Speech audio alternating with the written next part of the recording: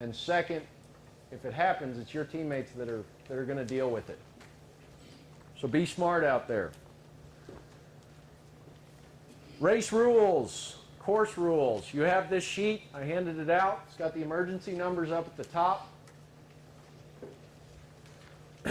Course rules. Number 1, you must follow these instructions, which we will hand out in a minute, and get the checkpoints in the order they are given. This is very important. This is not a course where you choose your route and you choose which checkpoints to get. So you go get 15, then get 1, then get 14. You get them in the order they are given on these instruction sheets. We will be checking it at the transition areas. We will be checking it randomly on the course. If you just flat out can't find a checkpoint and decide to skip it, that's fine. We understand that. When we get your passport, we're gonna, if we see that you've skipped some, we're gonna ask you, are you skipping those checkpoints? And if so, we're gonna punch that out on your card so that we know that those are checkpoints that you just elected to skip. If we get your passport and see that you've pre-punched a point, then we're going to punch that out too, and you're going back to get it. All team members must go all the way to every checkpoint. That means that you can't, if a checkpoint's on top of a hill, you can't have 3 people standing at the bottom of the hill while one guy goes up and punches the passport. You all 3 go to that marker. Or you can't walk along the road and have your brother go to the checkpoints.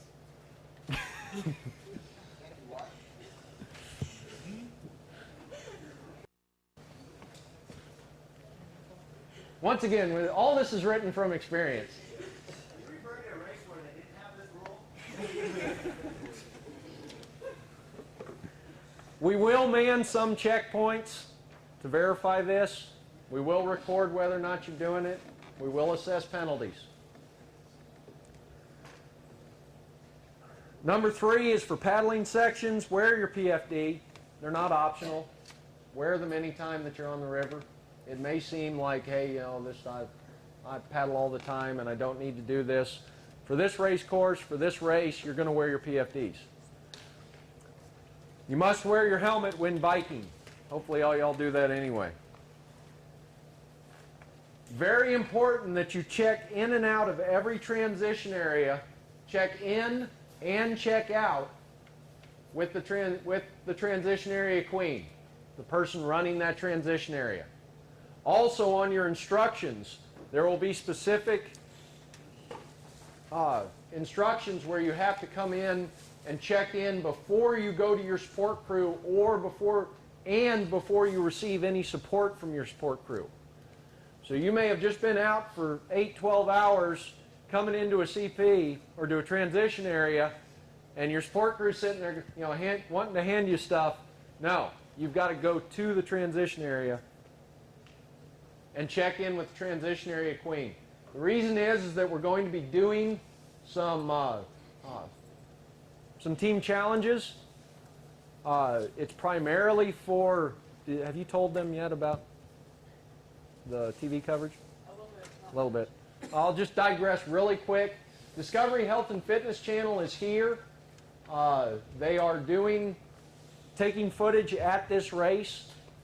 Some of their focus is the safety aspect, but also what the fatigue and sleep deprivation does to the athlete. So we're doing some things to help them with that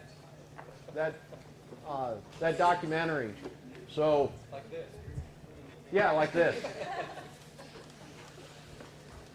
See, this race briefing was at 9 p.m.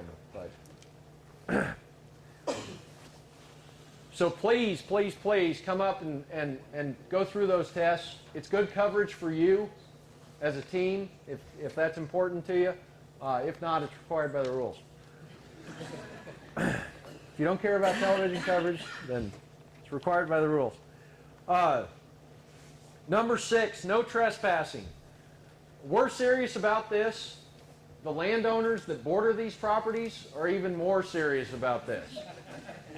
Texas is, as I mentioned before, most land in Texas is privately owned, and they're serious about it.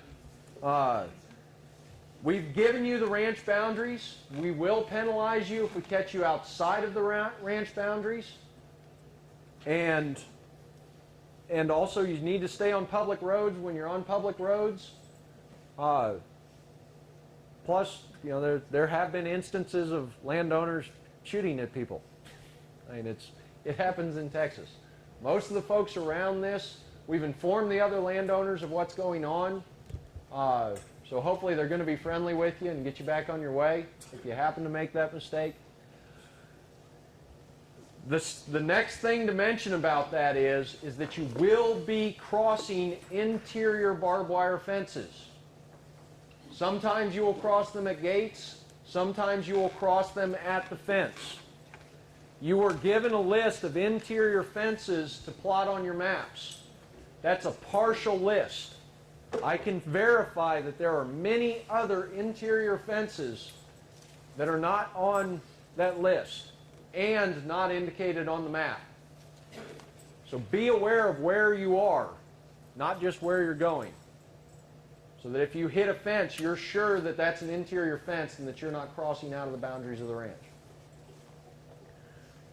It's one of the unique things about racing in Texas. You have to stay within these boundaries. Number 7, a little bit related to that. Leave all gates as you find them. If you come to a gate and you choose to open that gate to cross through it, then you close it. If you come to a gate and it's already open, fully open, you leave it that way. You leave the gate as you found it. There are wheat fields that will get absolutely destroyed if a fence is left open and 100 head of cattle get in there for a day. That you've basically destroyed that entire field. So that is something, once again, that's part of respecting these properties, is to respect this rule as well. Not all of the gates are nice, easy, swinging, solid metal gates. Most of them are wire gates with some sort of rigged attachment. If you decide to take the gate down to cross through it, make sure you're paying attention to how it went together when you took it apart. Very important, because otherwise you'll spend 15 minutes sitting there trying to figure out how this gate goes back together. Yes? Do you have any indications of these fences that are hot, maybe? There are no hot wires on the ranch. However, if you're out there and you see a fence that has plastic insulators on it, don't pee on it.